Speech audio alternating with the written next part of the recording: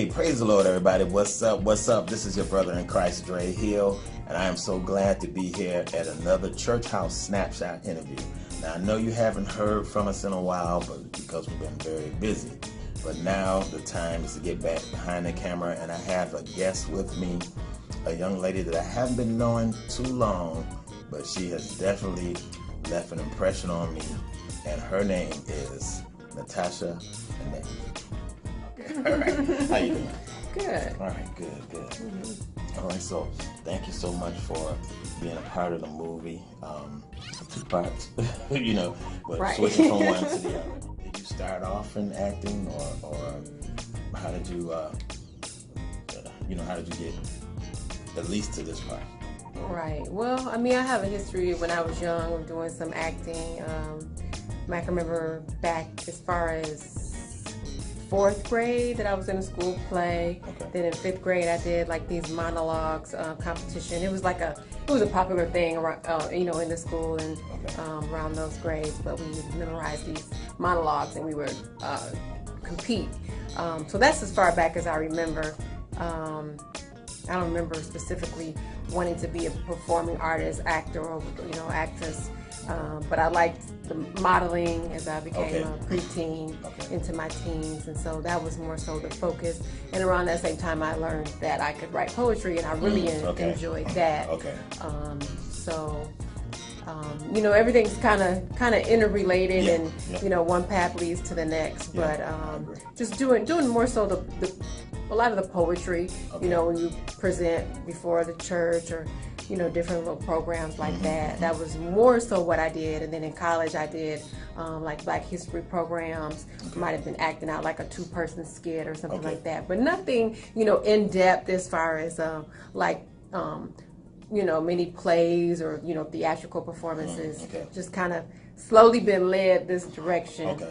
So I would say that really would be I've done commercial acting, but that's kind of more so along the lines of modeling in a way. I mean, you're just kind of without words, acting out. Right. So this is actually, I would say, my debut for acting and speaking role in this. Well, like I said, you did an excellent job. Thank you. One of the things that I can relate to you with is poetry. I actually started with poetry. I was a person that it was easier for me to write down what I felt than to say. Right. So I would write, poetry and my parents told me music was always in me, but I never thought that they would come together. Right. Right. And so I understand, going from one stage to the next stage. But the beauty in it to me is that through all these stages, God is preparing us, for the next step, and we can't see it right there. Right. But as we go along, we can see it. So you played a particular part on the movie. So was it easy for you? Was it hard for you? Or? Initially, just with everything, there's the preparation and preparing for the role. So I actually looked up. I wasn't considering the character had some substance abuse. So I looked up particular type of substance and kind of what that looked like, as the person used.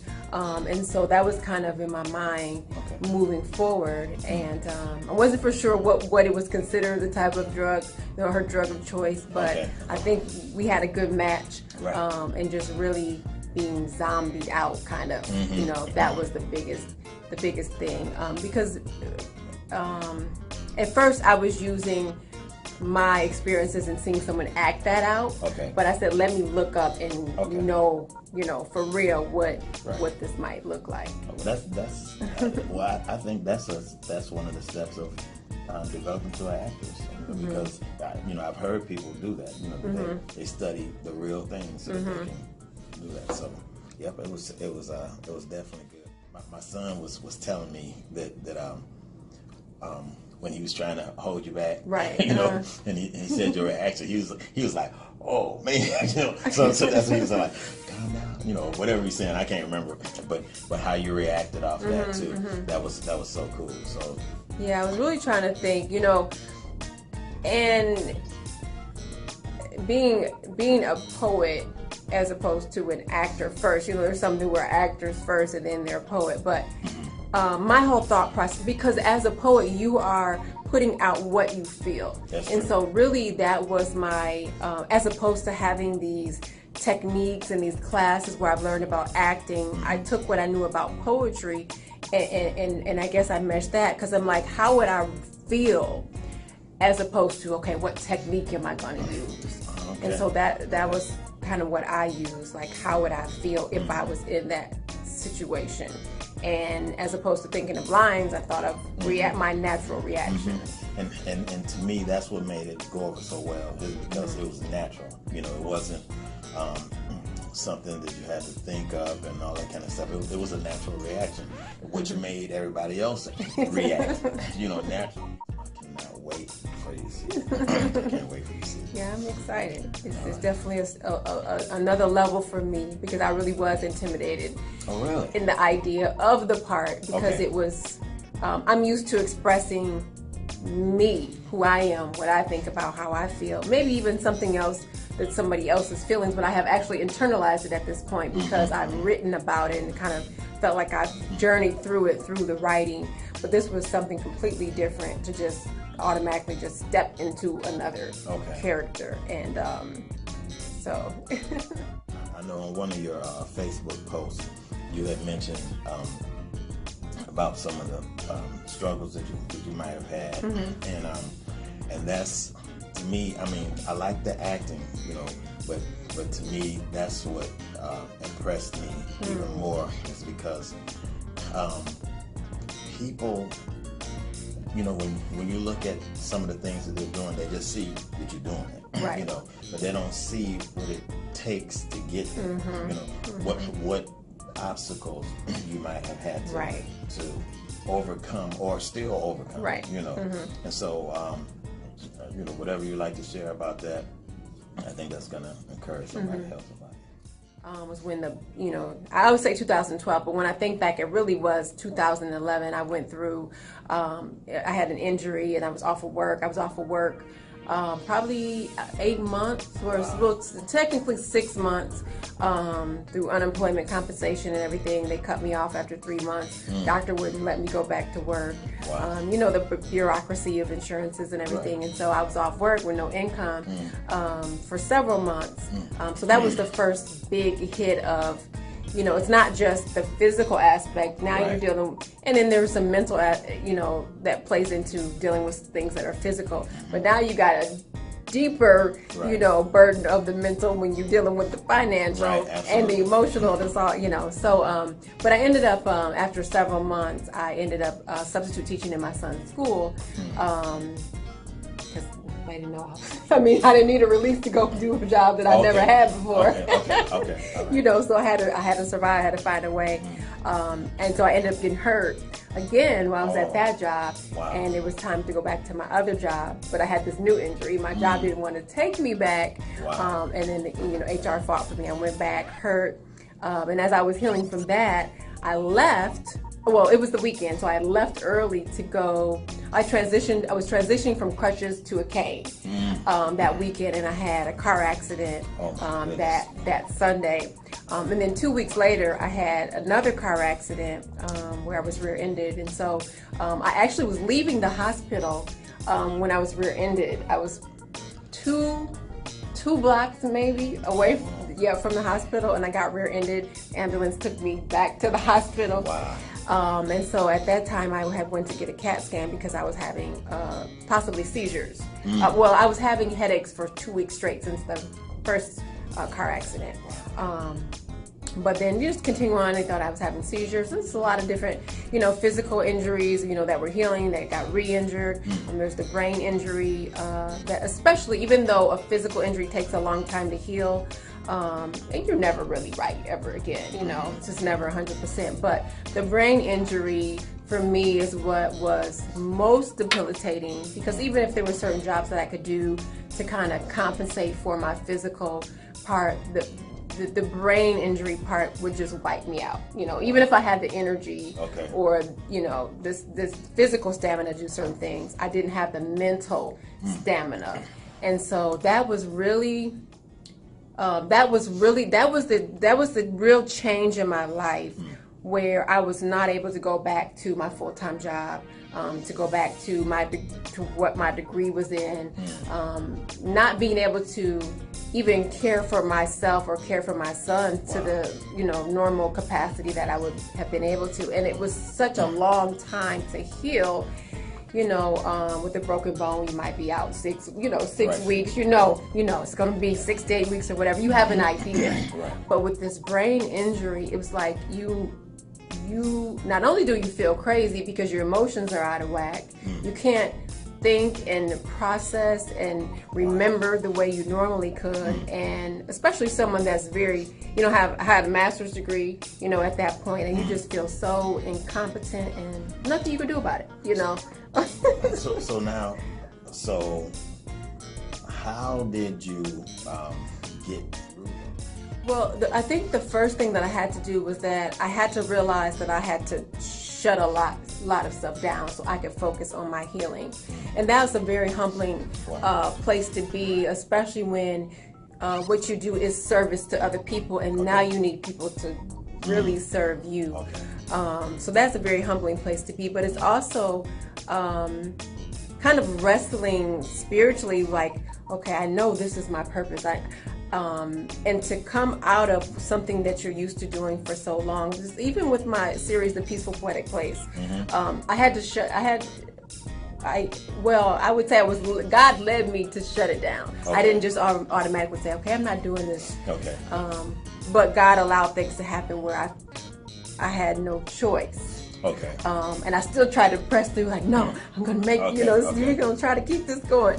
But then as time progressed, and I realized that, no, that was God leading me to be still and let my body heal and let Him, help me heal. And so I began to focus on what can I do for myself to help me move, even faster in that direction. Like, what should I be eating? What supplements can I take? So really just focusing on health and wellness, both physically and spiritually, so that my emotions could be more balanced as well. And so it was really just, I had to be still. I had to be still and accept my limitations, knowing that it wasn't always going to be like that.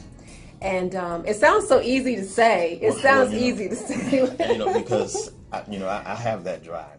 Because it is balance. It really is balance. And then you begin to recognize your own limitations. And sometimes we go over that thing, like, okay, well, then now I'm going to need to shut it down a little bit longer this time to build my, stamina up, or, increase my health for a minute or whatever. But, learning that balance and, asking God to help understand our limitations. And then before you know it, it's like, oh, I could do a little more. I could do a little more.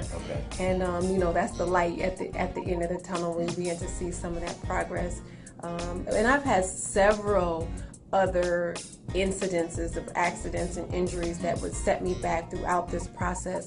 But even just, he taught me a lot about relationships, and about faith and about trusting Him. Not just for the finances, like, okay, eventually I'll be better and I'll be able to make more money. But looking even at your network of people around you, where we kind of burden people, or we kind of pigeonhole people, or we hold them hostage because we feel like, well, you have this resource, or you have this, and you know what I'm going through. You should, you of all people should be helping me, or whatever. So we might go through this through our mind without even saying it. But God showed me that He was going to provide, and that He is faithful regardless of who does it. He's going to send the help. It's not up for us to say who is going to come through. And so that was very humbling too, like, calm down. That's not for you to tell them what they're going to do with their money. Now, I have never said no when I was in need. No, I have, like, right now, like, let's say, like, okay, I got some money, but maybe not knowing when my next amount is coming, and I'll say no. because I know I have it, in my hand right now. But that only came through my faith, knowing, God's going to send another opportunity or whatever. Or I know I have somebody I can call on when it gets to that point. Okay. Right. But yeah, those are the random blessings that God sends. I got $100 in the mail from my aunt for getting my degree a year prior. Like these little surprises, just like God saying, like, I haven't forgot you. Okay. Wow. Well, I tell you, that's that's encouraging to me. And I hope it's encouraging to people out there, because God is in control, and trusting Him is it's a process. For me, it's I'm thinking, okay, I have trusted, and I'm at the point where I should be, but then something else happens to let me see I still got some more trust in to grow in. Now, I've seen you on TV a few times, and my wife, she said, "It isn't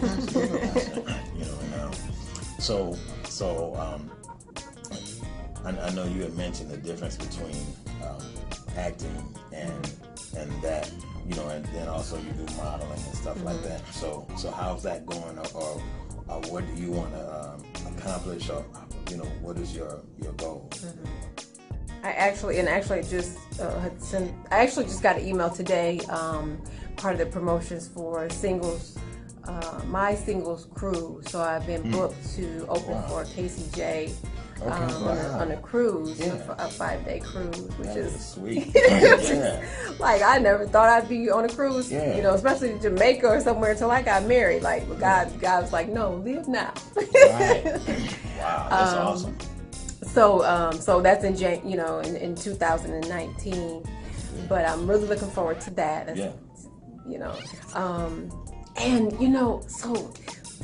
since we're talking about faith, and I know I'm going off and I'm going back. Okay. So what I said was, they have this thing like shoot your shot, like this little slang thing that they say. You dealt with the relationships, I think, initially is how it came about. Like, don't be scared to talk to somebody, whatever. Okay. But just a general term, like an opportunity. Okay. Take your chance on an opportunity. Okay. So I had posted this. I said, I'm going to shoot my shot all the rest of 2018.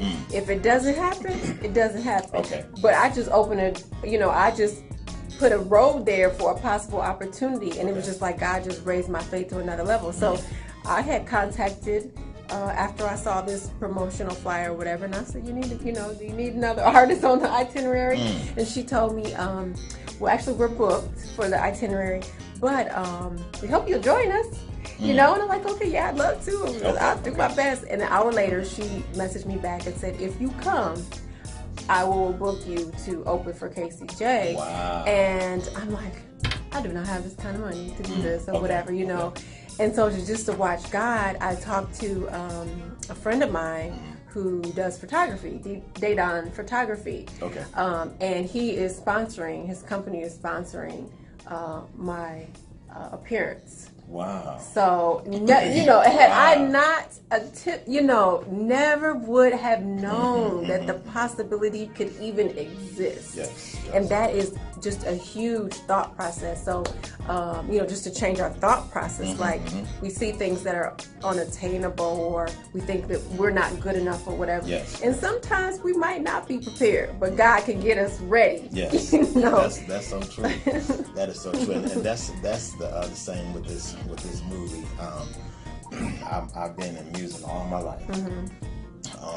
I got introduced to film, through music videos, because I did some for myself, and then people saw, and I started doing some for them, also. And so this movie actually started off as a video just for a concert. Wow. And a filmmaker saw it, and he's like, "Man, you need to make this a movie." Wow. So here we are. So we actually been working on this from. We did a short film, and then this one, and the journey has been 2 years and 4 months. And the Lord has blessed me to meet so many people that are busy doing it. So we never know what God is going to do. It's been a challenge. It has been a challenge, but God has been faithful. And so I want to thank you again for this interview. Thank you for being a part of the movie, and I cannot wait to say let the film roll. Yes, that's going to be exciting in August 2nd. Yeah. So, any closing comments that you would have for anybody that's out there? Well, I wanted to give my website. It's like I said, I do the variety of different, talents, and some of it is to make money so I can survive and take care of my son. And then some are, like through my poetry, some of the things that I have are really divine inspiration. But just like you said, as far as inspiring people, now that the modeling that I do now, I look at being able to inspire other women and young ladies to carry themselves in a virtuous way, in a respectful way, in a modest way. And so that's different than where I was at when I was doing modeling before. And so I see it differently, and I see it all as tools that God can use. And so I want to give my website, mybeautifulthoughts.net, mybeautifulthoughts.net. And so that'll have all the different things, especially the spoken word and poetry and all of that. All right. Well, ladies and gentlemen, this has been a great interview. I've learned a lot. I love to learn, so thank you so much, Natasha Anee. Yes. Right. Okay. And so until next time, everybody, we'll see you. We want to see you in Faith Town, August the 2nd, 2018 at the Schoolcraft College Vista Tech Center, starting at 6 p.m.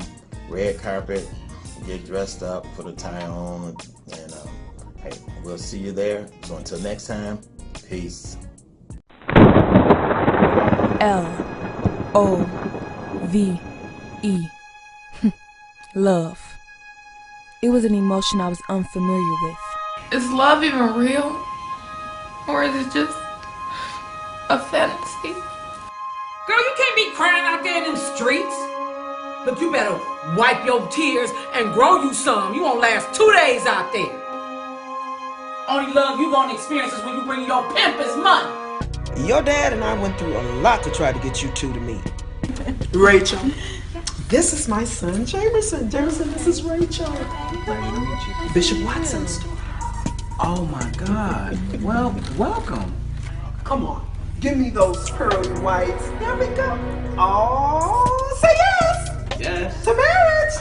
Someone at church wants to meet you, that's what.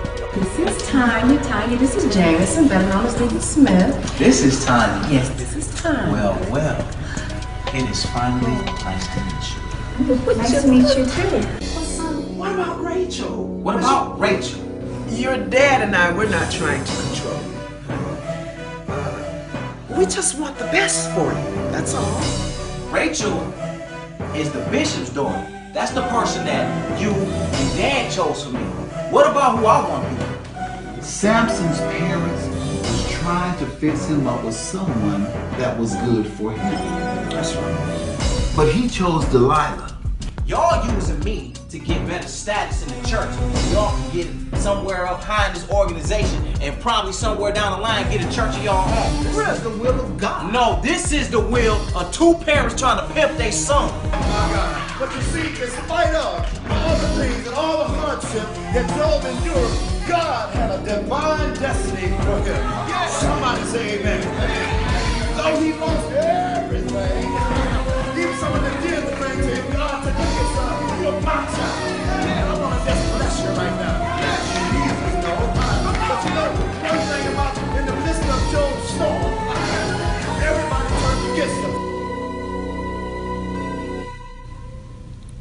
Because that's what people do when they live within Jesus and live in Faith Town and not just go to church.